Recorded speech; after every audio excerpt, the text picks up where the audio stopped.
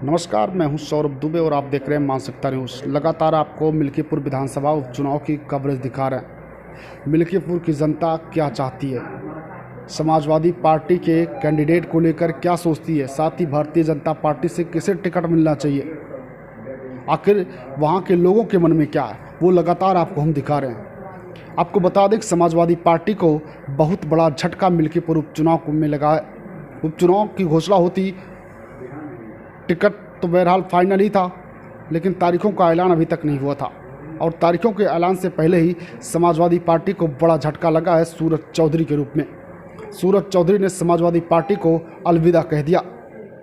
हालांकि सूरज चौधरी को लेकर पहले ही कयास लगाए जा रहे थे कि सूरज चौधरी कभी भी समाजवादी पार्टी को अलविदा कह सकते हैं। जैसे ही अजीत प्रसाद का नाम फाइनल हुआ, उस वक्त से ही ये खबर सामने आ रही थी। अंदर ही अंदर हमारे सूत्र बता रहे थे कि सूरज चौधरी कभी भी समाजवादी पार्टी को अलविदा कह सकते हैं, और हुआ भी वही। नाराज़गी काफ़ी दिनों से थी। सूरज चौधरी टिकट चाह रहे थे, लाइन में लगे हुए थे, लेकिन उन्हें टिकट नहीं मिला। बाकायदा उन्होंने प्रेस कॉन्फ्रेंस की। प्रेस कॉन्फ्रेंस करके सपा सांसद अवधेश प्रसाद पर आरोप लगाए, परिवारवाद का उन्होंने आरोप लगाया और साथ ही साथ पार्टी छोड़ दी।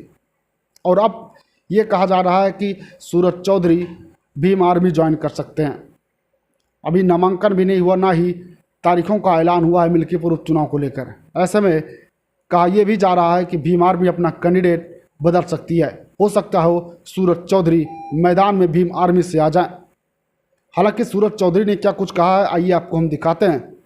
इसके बाद कमेंट करके आप अपनी प्रतिक्रिया हमें ज़रूर दें कि आखिर सूरज चौधरी का समाजवादी पार्टी छोड़ना सही है या फिर गलत, या फिर सूरज चौधरी क्या भीम आर्मी ज्वाइन करेंगे और विधानसभा का चुनाव लड़ेंगे। देखिए, 2022 से जो है माननीय अवधेश प्रसाद जी के साथ लग करके और उनको जो है चुनाव लड़ाया और वो चुनाव जीते। उस समय जब उनके साथ हम जुड़े थे अपने दल बल के साथ में, बसपा छोड़ करके आए हुए थे, तो उन्होंने मेरे को कहा था कि मौका मिलने पे आपको भी चुनाव लड़ाया जाएगा और आपको बड़ा नेता बनाएंगे। ऐसा आश्वासन उन्होंने बहुत बारी दिया था। संयोग से जो है उनको लोकसभा लड़ने का मौका मिला और लोकसभा जब वो लड़ रहे थे, उस दौरान हमने उनसे उनके साथ तन मन धन से लग करके रात दिन मेहनत किया।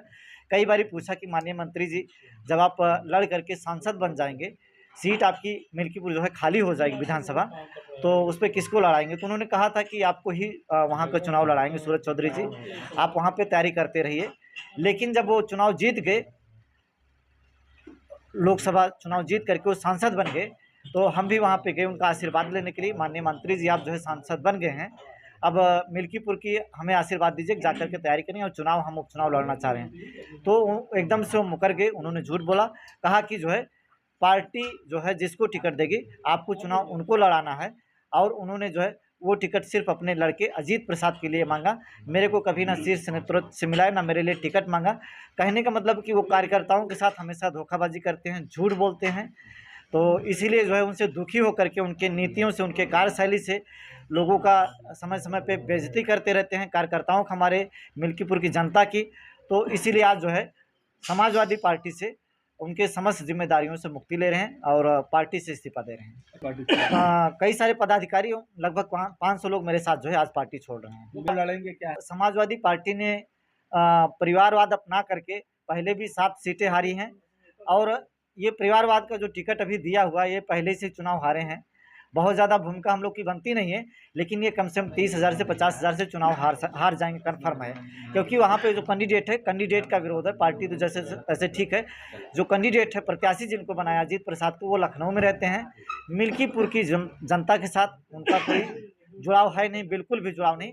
माननीय अवधेश प्रसाद जी ने अपने पुत्र को जो लोकसभा जीते हैं, उसी के प्रभाव में माननीय श्री अखिलेश यादव जी को इधर उधर बता करके, गुमराह करके टिकट तो ले लिया, लेकिन चुनाव वो बुरी तरीके से हार जाएंगे। देखिए, अभी किसी के समर्थन की बात नहीं है। तमाम लोग जो है मिल्कीपुर के जो लोग हैं, वो चाह रहे हैं कि हम भी चुनाव लड़ें। तो ऑफर तो तमाम तरीके के हैं। जैसे भीम आर्मी पार्टी कह रही कि अगर आप सूरज जी हमारे पार्टी से चुनाव लड़ जाओ, तो पार्टी जो है बसपा का वोट यदि आ जाता है आपकी तरफ, तो आप यहाँ से भी चुनाव जीत सकते हैं। 2 लोगों की लड़ाई में तीसरी भी बाजी मार सकता है। लेकिन अभी इस पर मंथन चल रहा है, विचार चल रहा है। कोई फिलहाल चुनाव